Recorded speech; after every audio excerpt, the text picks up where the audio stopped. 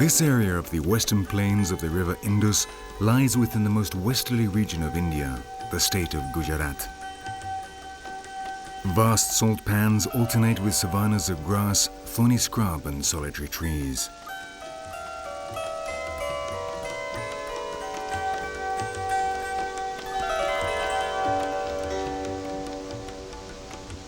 Here we will find some of the most characteristic animals of India. Protected by the religious beliefs of the local peoples, blackbuck antelopes, wild asses and nilgais have here found their last refuge in the fight against extinction.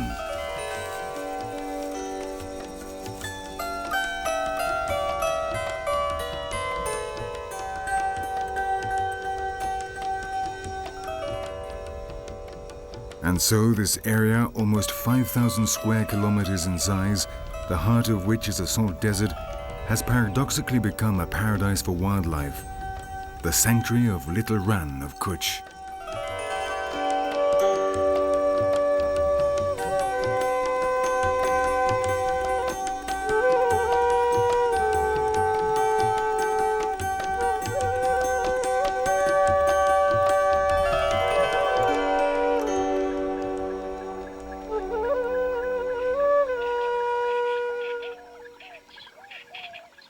A new day begins.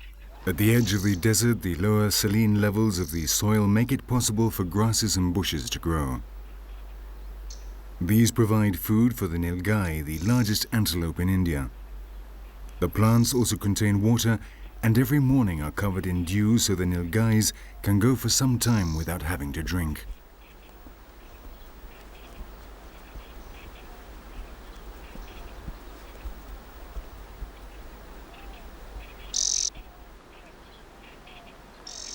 Like the nilgai, the blackbuck antelope feeds during the first hours after dawn.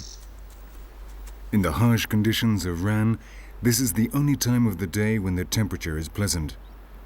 As the morning goes on, the cool of the night disappears, and by midday the heat has become unbearable.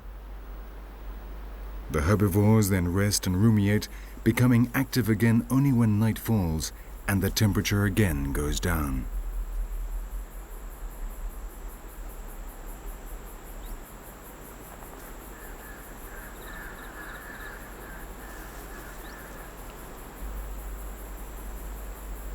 Antelopes gather in groups of between 15 and 50 individuals, led by a dominant male. Their defense strategy against predators is flight, and the open spaces of Rann are ideal for this, as there are no obstacles in their way.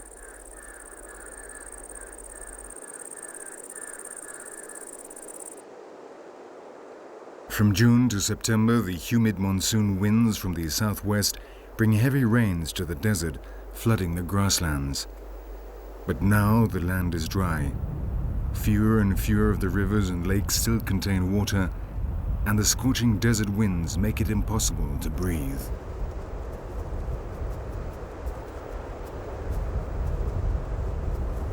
The antelopes know the desert well, know where to find one of the few remaining pools containing water. The blackbuck have adapted to the arid conditions in Rann and can go for 2 or 3 days without drinking. Then they need to go looking for water.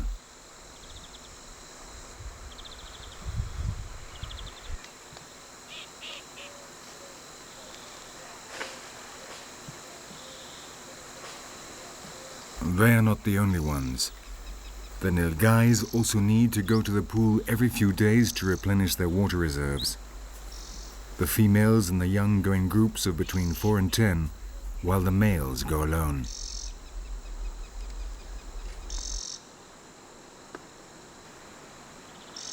The blackbuck antelope can quite happily remain standing while it drinks, but the nilgai sometimes needs to kneel because it has a very short neck. This is a disadvantage compared to other herbivores because it means they are slower to escape when danger threatens.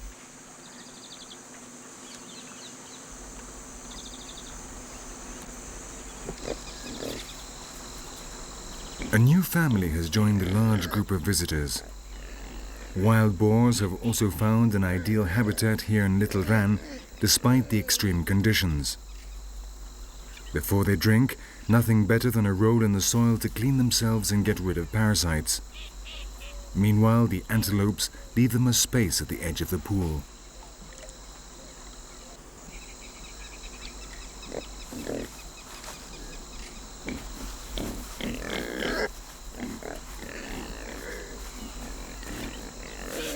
The pool is a permanent meeting place which all the animals of the area must visit sooner or later. The constant presence of herbivores makes it the ideal hunting ground for predators, and the antelopes must always be on their guard.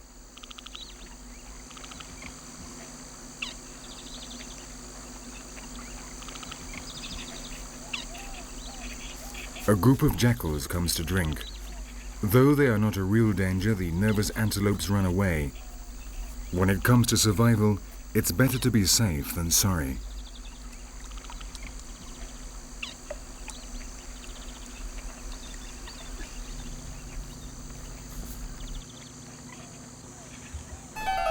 The geographic location of Little Rann means that these arid lands are of strategic importance for many species of birds in Asia.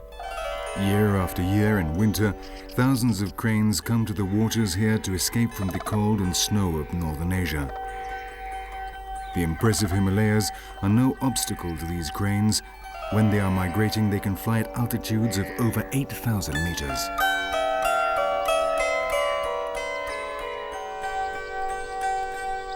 The drongos, like the cranes, are drawn here by the warm climate and the cool nights. The heavy monsoon rains mean that for a while water is not a problem and there is no shortage of food. Both the local wildlife and the visitors will have little problem surviving the winter here.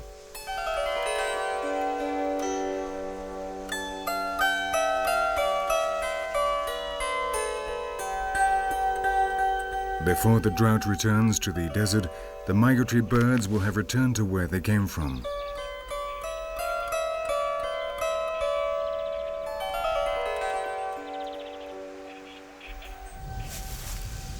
A jackal hidden by the grass searches for food, little knowing that he is being spied on. The nervous female antelopes are alerted by a suspicious noise. Oblivious to the commotion he is causing, the jackal pounces on a locust.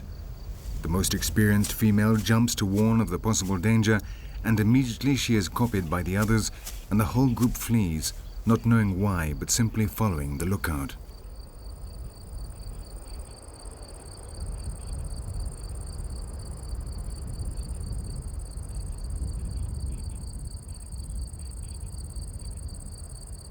In order to mark their territory, the male blackbuck defecate around its edges. Defending their territory and their harem is a never-ending year-round task. Marks must be constantly renewed.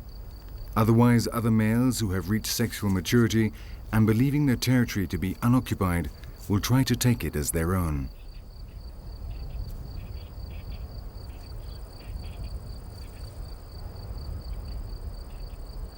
The size of the territory will depend on the strength and vigor of the antelope that defends it, as well as the density of population, which limits the availability of land.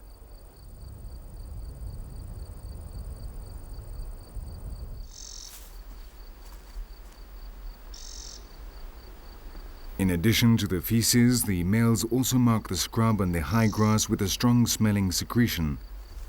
This they produce in special glands near their eyes, which they rub against the branches they want to mark.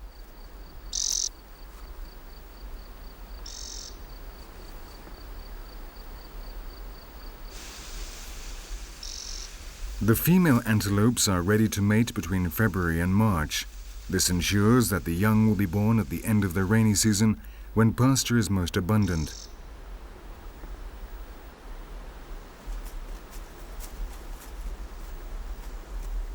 Aroused by the smell of the females, the dominant male stretches his legs and tosses his head back. He's not the only one. The smell is carried by the breeze, and the young males invade the territory from which they were expelled when they reach sexual maturity.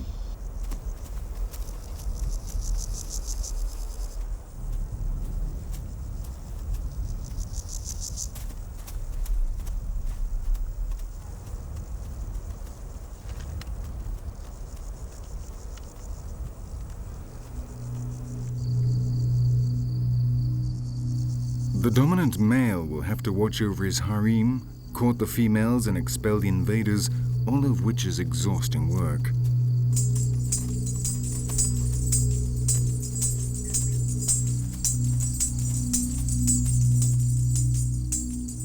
Each antelope will attempt to conquer and mate with the greatest possible number of females. This competition prevents the genes of the weakest males being passed down to future generations. In this way, natural selection ensures the strongest breed, and so the survival of the species is guaranteed.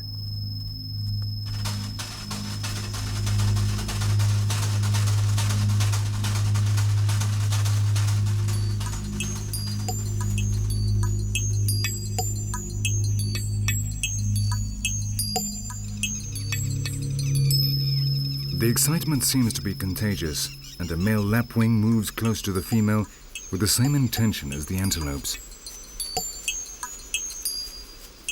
These small birds build their nests on the ground, and for the first month the chicks are unable to fly. With hundreds of antelopes running around the plain, this is extremely dangerous.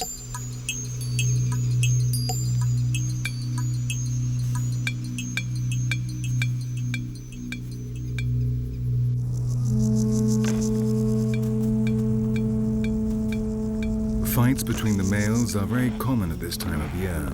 The young males, having attained sexual maturity, desperately try to establish a harem and challenge the dominant males in the hope of stealing females from them.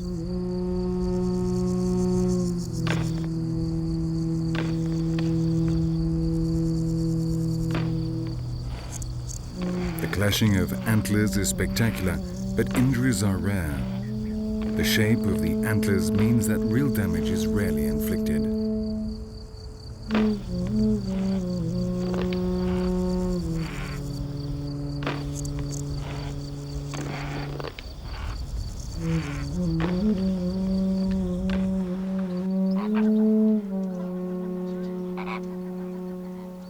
As the dry season continues, the water level in the lakes goes down.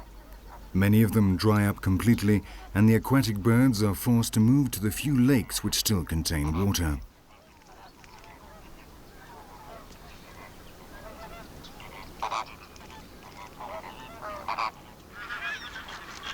More birds arrive every day and will do so until the migration season is over.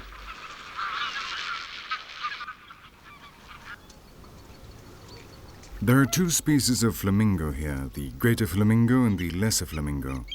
The greater flamingo plunges his head right down into the water, gathering his food from the mud at the bottom of the lake.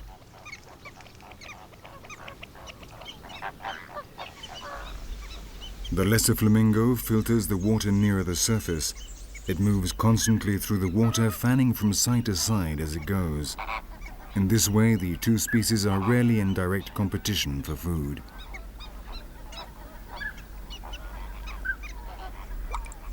This ecosystem is increasingly hostile, and herons and other wading birds also fight for survival in the lake.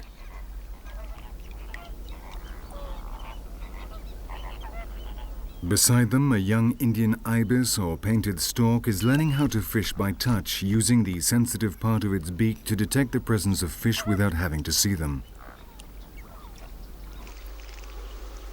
If any bird can be said to be perfectly adapted to these harsh conditions, then it is the ibis. It can cope with drought and heat and lives in Little Rann all year round. In order to regulate its body temperature, it defecates on its own feet and so takes advantage of the cooling effect of evaporation.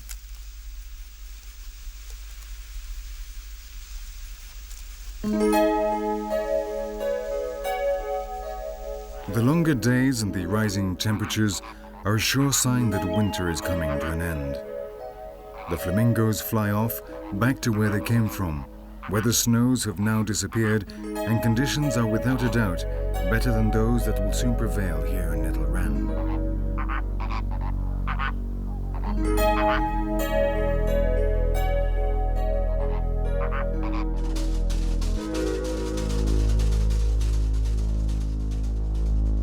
The heat has evaporated the water, and once more there is drought and desolation. The dried-up lake is now dead until the next season. Looking at it now, you would hardly think that just a few months ago, this lake was bustling with life. All that remains are a few hardy reeds whose deep roots reach right down to the water beneath the soil, and so, with a little luck, they will manage to survive until the next monsoon arrives.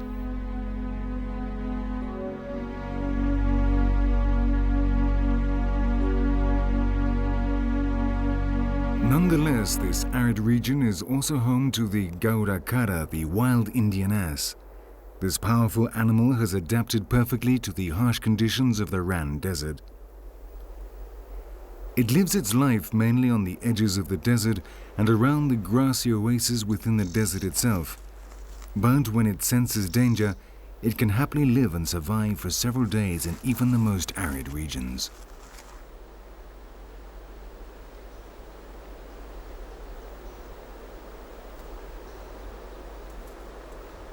The mating season is from August to October, and males and females pair up and move away from the group. After a pregnancy of 11 months, a single foal is born. The herds then separate according to sex until the young reach the age of 3 months.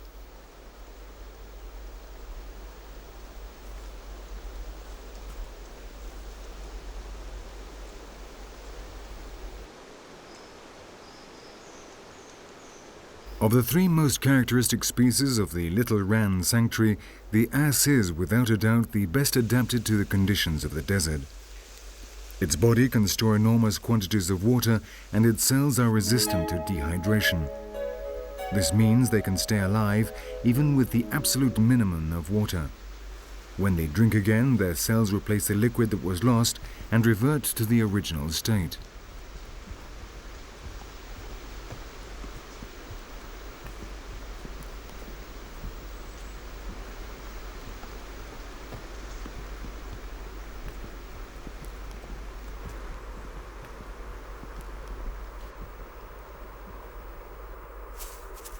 In the middle of October, the sanctuary of Little Rann receives new visitors, the Rabari Indians. This semi-nomadic tribe has about 250,000 members. At this time of year, the Rabaris form groups of between 5 and 15 families, load up their belongings and move to the territories in the south in search of pasture for their cattle.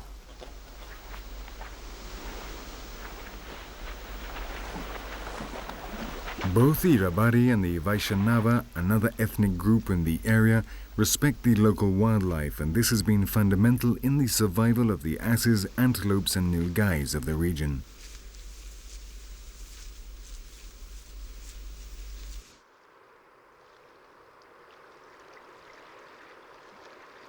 Apart from their cattle, the principal source of income for these people is cotton.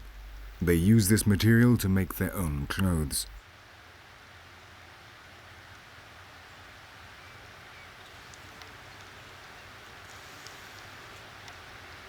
The enormous farms need a large workforce during harvest time, and the landowners employ the Rabari, both men and women, to do this hard work.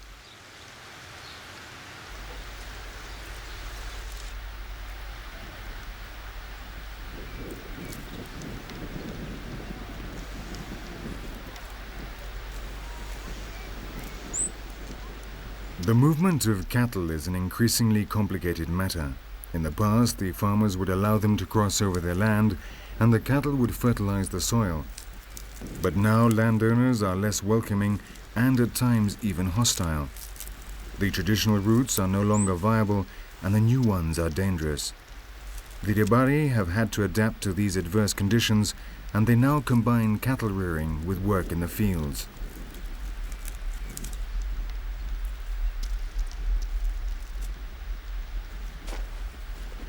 The work is exhausting and often goes on until nightfall.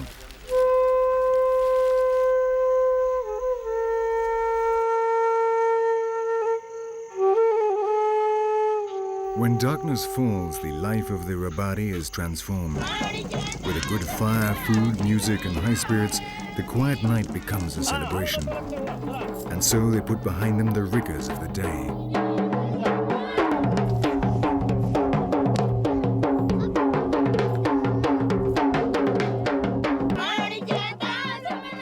men and women dance around the fire.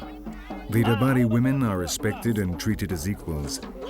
They do not cover their faces and go unaccompanied around the villages and towns. They're in charge of the camels that carry their belongings on the annual migrations. They like to dress smartly in brightly colored dresses, a great deal of jewelry and tattoos on their bodies. They also consume a considerable amount of snuff.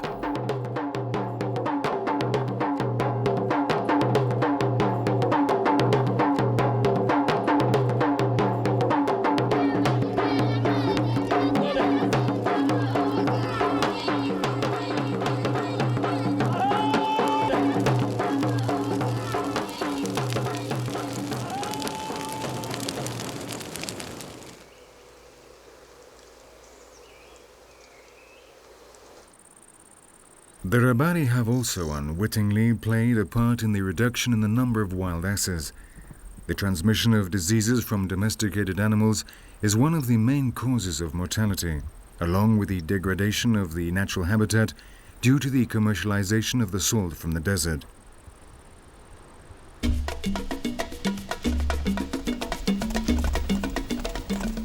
Watching them gallop, we get an idea of just how well adapted these animals are.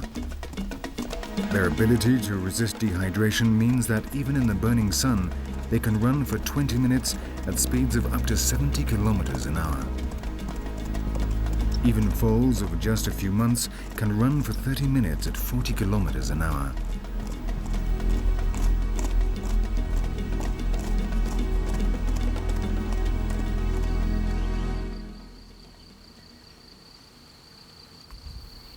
The black buck antelopes are even better runners and can reach speeds of up to 96 kilometers an hour. The Rabari present no threat, but unfortunately this is the exception to the rule. Once considered Krishna's favorite antelope, they are now killed to make table legs and decorative lamps. In contrast to the Vishnoi, who believe them to be sacred and sacrosanct, for the majority of people they are simply a source of income for their precarious economy.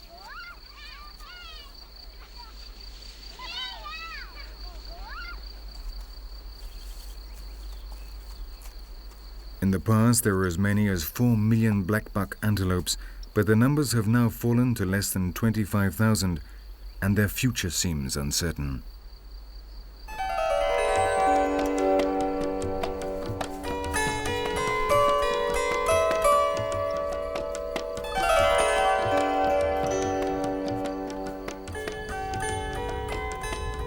The desert, a symbol of death and desolation, has paradoxically become a refuge for the nilgai, the blackbuck antelope and the wild ass. Precisely because this land is of little value to men, it is the only safe place left.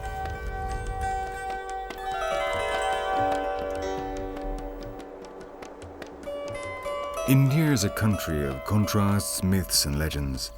Since time immemorial, she has fed the imagination of dreamers and enchanted all those who know her. And once more she has surprised us. These lands of little value to men are a treasure of nature, and drought and scorching heat have here in Little Rann become a synonym of life.